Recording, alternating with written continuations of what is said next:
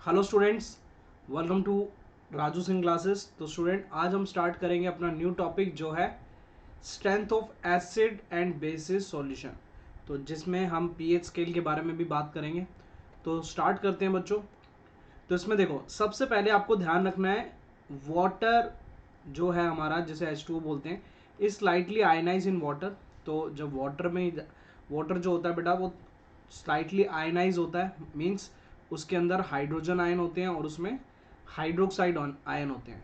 लेकिन कहता है इन प्योर, ठीक है, प्योर मतलब प्योर वाटर में कॉन्सेंट्रेशन जो होती है हाइड्रोजन आयन और हाइड्रोक्साइड आयन आर इक्वल। तो इस चीज़ को बेटा यहाँ पे ध्यान से समझो। अगर मैं प्योर वाटर की बात करूँ तो जो प्योर वाटर है उसके अंदर जो H प्लस आइंस भी होते हैं और उसके अंदर क्या होते हैं बेटा OH माइनस आइंस भी होते हैं। लेकिन एक किसी प्योर वाटर में ये जो H प्लस आयन और OH माइनस आयन बराबर होते हैं। इस वजह से हम बोलते हैं बेटा यहाँ पर जो है ये वाटर जो है ये कैसा होता है, न्यूट्रल होता है। तो आई थिंक आपको बात समझ आ गई होगी। वाटर ना ही आपका एसिडिक है ना ही बेसिक है। क्यों? क्योंकि उसमें H प्लस और OH माइनस आयन कंसंट्रेशन कैसी है, इक्वल है। तो वही चीज़ हमने फर्स्ट पॉइंट में पढ़ी। अब नेक्स्ट देखो, इस चीज़ को ध्यान में रखते हुए जो सोरेंसन था उसने क्या करा, उसने यहाँ पर एक स्केल डिराइव किया। तो देखो, in 1909 Sorensen derived a scale on which strength of acid solution as well as basic solution could be represented by marking hydrogen ion concentration in them। तो बेटा यहाँ पर इस चीज को ध्यान में रखते हुए कि भाई वाटर में H प्लस और OH माइनस आयन दोनों ही होते हैं, तो इसने क्या करा बेटा, इसने यहाँ पे एक स्केल बनाया। और वो जो स्केल है, ठीक है, जिसे हम क्या बोलते हैं बेटा, पीएच स्केल। तो अब ये जो स्केल है ये हमें, ठीक है, ये हमें ये भी बताएगा कि कोई भी एसिड स्ट्रॉन्ग एसिड है या वीक एसिड है, कोई बेस हमारा वीक बेस है या स्ट्रॉन्ग बेस है। आप बोलोगे सर ये तो पहले भी पता था। बेटा जो पहले इंडिकेटर्स थे ना हमारे, ठीक है, जो भी हमारे इंडिकेटर थे, लिटमस, फिनोप्थलीन, मिथाइल ऑरेंज, तो वो सिर्फ हमें ये बताते थे कि गिवन सब्सटेंस हमारा एसिडिक है या बेसिक है। वो हमें ये नहीं बताते थे कि जो गिवन सब्सटेंस है एसिड है तो कितना स्ट्रॉन्ग एसिड है या कितना वीक एसिड है, इसके बारे में नहीं बताते थे। तो इस चीज को बताने के लिए सोरेंसन ने क्या करा, एक स्केल को डिराइव किया जिसे हम बोलते हैं पीएच स्केल। ये जो पीएच स्केल है बेटा ये हमें बताता है, ठीक है, सारी रेंज बताता है। अब वो कैसे बताता है अभी हम इसको डिस्कस करेंगे। अब ये किस बेसिस पे बनाया इसने, ये चीज समझते हैं। The pH of solution inversely proportional to concentration of hydrogen ion. अब यहाँ पे ध्यान देना बेटा, इसने क्या करा, इसने अपना जो पीएच स्केल बनाया ना वो इनवर्सली प्रोपोर्शन था किसके बेटा, हाइड्रोजन आयन कंसंट्रेशन के। मींस यहाँ पर पीएच पे की जो वैल्यू होगी बेटा, एच प्लस आयन ज्यादा होंगे तो पीएच पे वैल्यू कैसी होगी, कम होगी। इसका मतलब एच प्लस आयन बेटा ज्यादा किस में होते हैं, एसिड में, और कम किस में होते हैं, बेस में। अब आप यहाँ थोड़ा सा आप परेशान हो गए कि सर बेस में एच प्लस आयन होते हैं। हाँ बेटा, बेस में भी एच प्लस आयन होते हैं। मैं आपको समझा देता हूँ पूरा कॉन्सेप्ट। देखो बेटा, हम बोलते हैं इन एसिड, एसिड के केस में क्या है बेटा, इसके केस में क्या है बेटा, H प्लस आयन है, ठीक है, एंड OH माइनस आयन। ध्यान रखना बेटा, एसिड में H प्लस आयन भी होते हैं और OH माइनस आयन भी होते हैं। लेकिन H प्लस आयन का जो अमाउंट होता है वो कैसा होता है, ठीक है, वेरी हाई अमाउंट होता है इसका। और ये कैसा होता है बेटा, वेरी वेरी लो, ठीक है, वेरी वेरी लो अमाउंट में होगा ये। तो इस वजह से हम एसिड में, अभी तक हमने OH की बात नहीं करी, हम इसको नेग्लेक्ट कर देते हैं। इसका होना ना होने से कोई फर्क नहीं पड़ता, इस चीज को ध्यान रखना, ठीक है। तो ध्यान रहेगी बात कि जो एसिड है हमारा, in acid H plus ion जो है, ठीक है, जो उसका अमाउंट काफ़ी ज़्यादा होता है, मतलब 99% पार्ट है, इसका सिर्फ 1% ही पार्ट है। तो इस वजह से हम बोल सकते हैं जो OH माइनस आयन होते हैं ये काफ़ी कम अमाउंट में होता है। तो ये बात ध्यान रखनी है। सेम ऐसे ही क्या होता है बेटा, बेस में भी यही चीज होती है। बेस में अगर हम बात करें, ठीक है, इन बेस, तो बेस में क्या होगा बेटा, बेस में भी H plus and OH minus ion होते हैं। लेकिन OH माइनस आयन बेस में वेरी हाई होते हैं और H प्लस कैसा होता है, काफी वेरी वेरी लो, ठीक है, वेरी वेरी लो अमाउंट में होता है ये, ठीक है, तो ध्यान रखना है। तो यहां से बेटा क्या चीज समझ आई, यहां से ये चीज समझ आई कि भाई जो हमारा H प्लस है ये बेस में भी प्रेजेंट है और H प्लस हमारा एसिड में भी प्रेजेंट है, चाहे कम हो चाहे ज्यादा हो, है तो दोनों में ना। तो सोरेनसन ने एक आइडिया लगाया कि वो क्या करे, वो एक स्केल बना सकता है जिसमें सिर्फ किसको मेजर किया जाए, H प्लस आयन कंसंट्रेशन को मेजर करें। तो आप सभी को पता है, जैसे अभी मैंने आपको बताया कि जो पीएच इसने जो बनाया था, पीएच जो था वो इनवर्सली प्रोपोर्शन था किसके, H प्लस के। इसका मतलब है बेटा कि H प्लस, देखो H प्लस अगर कम होगा, अगर H प्लस की वैल्यू ज़्यादा होगी तो पीएच पे वैल्यू कैसी आएगी, कम आएगी। तो इस वजह से पीएच स्केल पे जितने भी हमारे एसिड्स होते हैं बेटा उनकी वैल्यू कम होती है। अभी मैं बताता हूँ कितनी कम होती है। और अब देखो जो बेस होगा, ये तो एसिड का केस हो गया जिसमें ज़्यादा होगा, बेटा बेस के केस में क्या होगा, H प्लस कैसा होगा, कम होगा। अब H प्लस कम होगा तो पीएच पे वैल्यू कैसी होगी, ज़्यादा होगी। तो ध्यान रखना पीएच स्केल पे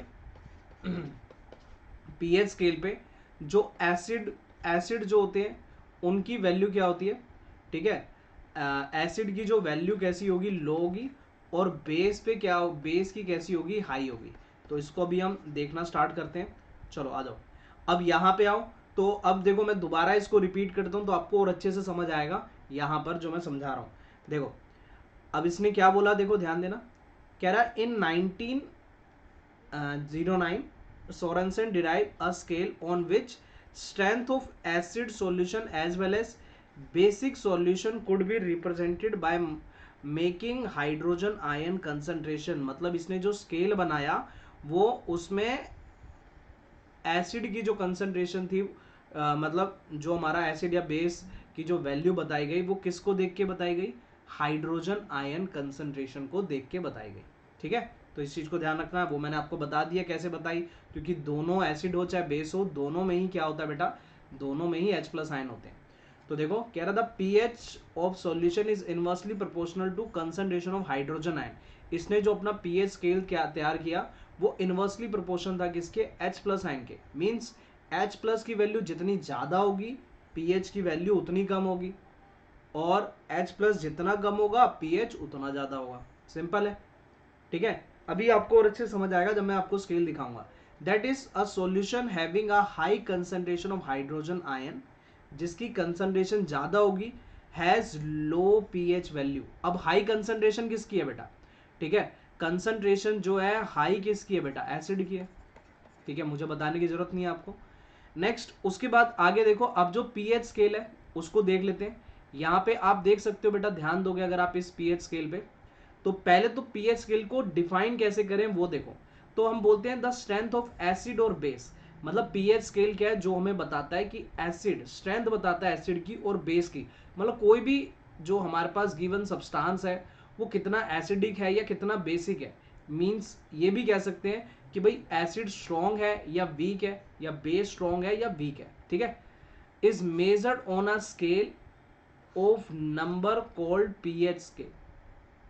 द पीएच स्केल पे जो वैल्यू है बेटा, ध्यान रखना है 0 से 14 के बीच में इसमें वैल्यू होती है। यहाँ पे आप देख सकते हो बेटा ये स्केल है, ठीक है।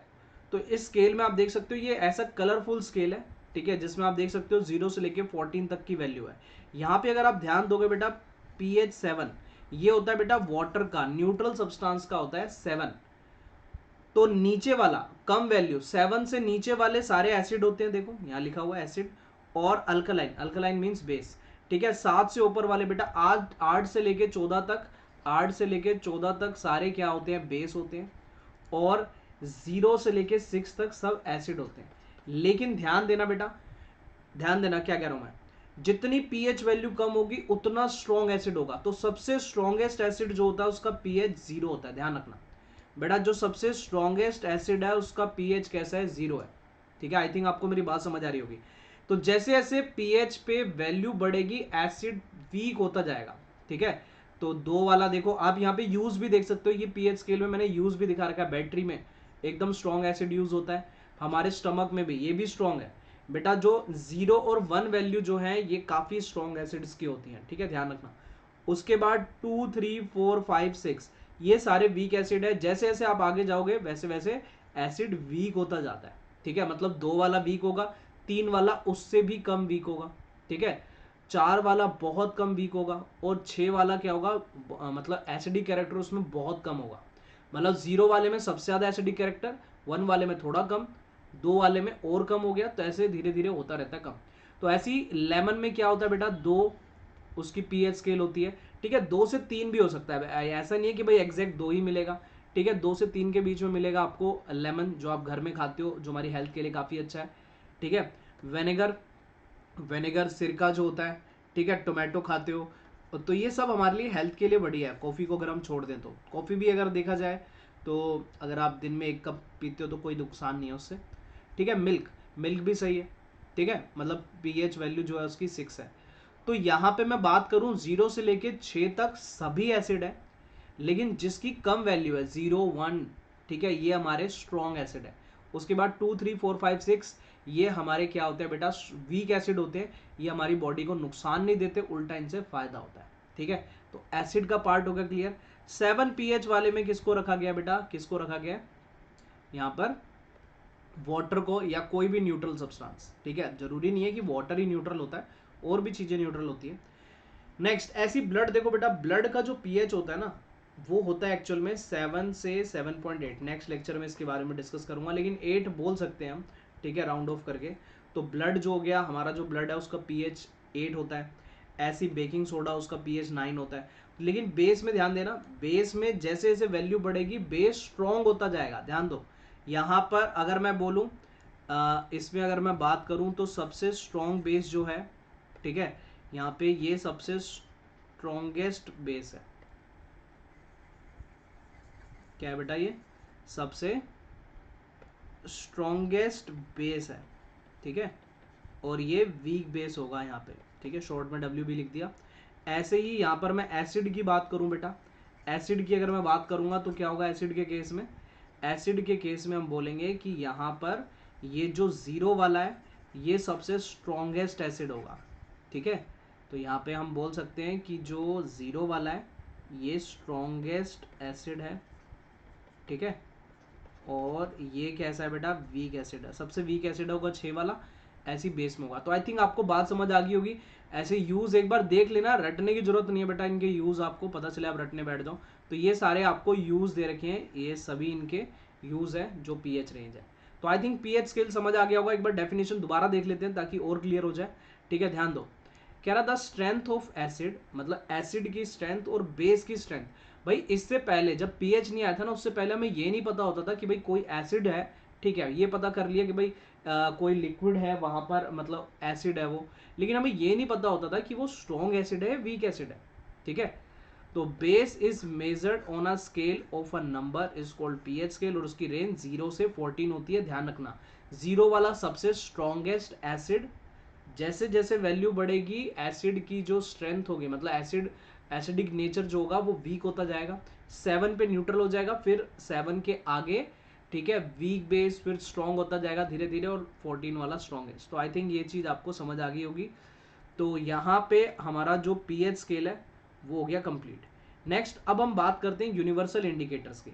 ये जो यूनिवर्सल इंडिकेटर, अब जैसे मैंने आपको बताया पीएच स्केल तो एक स्केल है, ये हमें बताता है कि कोई भी सब्सटेंस हमारा एसिडिक है या बेसिक है, लेकिन यूज किसका करते हैं, यूनिवर्सल इंडिकेटर, यूनिवर्सल इंडिकेटर की हेल्प से ये बताता है। मतलब ये एक चार्ट है पीएच और कुछ नहीं है।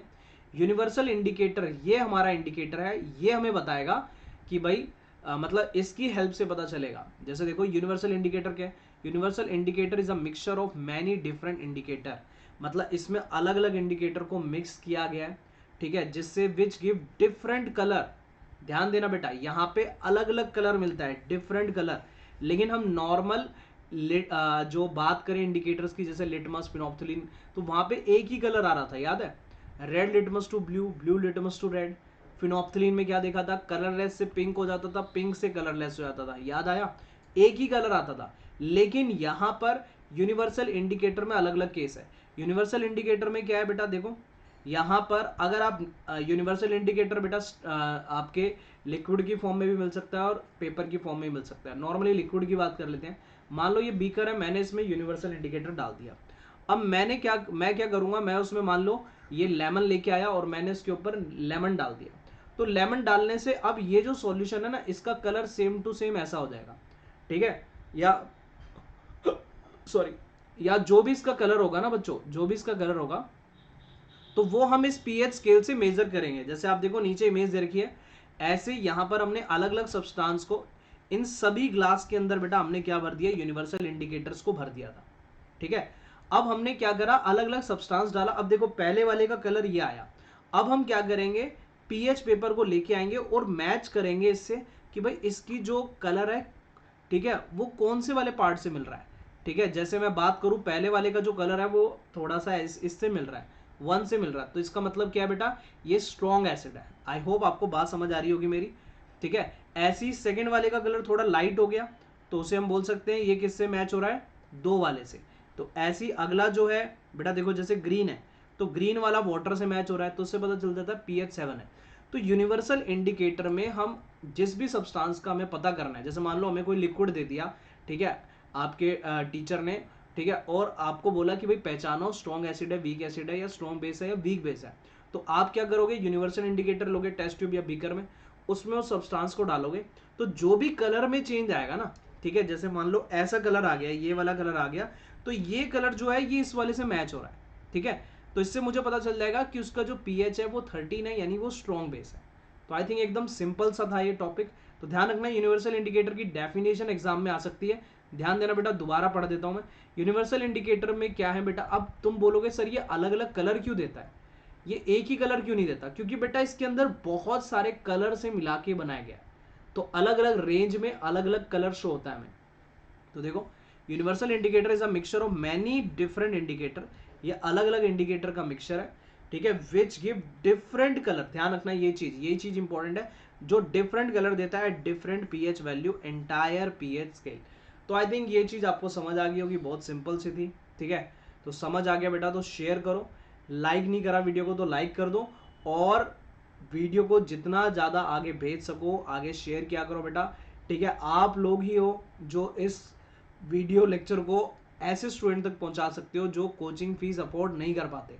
तो बस आपको क्या करना है बेटा, जैसी वीडियो देखते हो उसको अपने जितने भी व्हाट्सएप ग्रुप है वहाँ पे फैला दो, व्हाट्सएप के साथ, उसके साथ साथ आप फेसबुक, जो भी आप यूज़ करते हो बेटा अपना सोशल नेटवर्किंग साइट्स, उनमें आपको शेयर करना है, बस इतना सा काम करना है, और फ्री लेक्चर आपको मिल रहे हैं। आप ये समझ लो एक तरह से आप ये शेयर करके मेरी फीस पे कर रहे हो, सिंपल है ना। चलो, तो नेक्स्ट लेक्चर में मिलेंगे जिसमें हम बात करेंगे इंपॉर्टेंस ऑफ पीएच, ठीक है। तो मिलते हैं नेक्स्ट लेक्चर में, bye, thank you and have a nice day.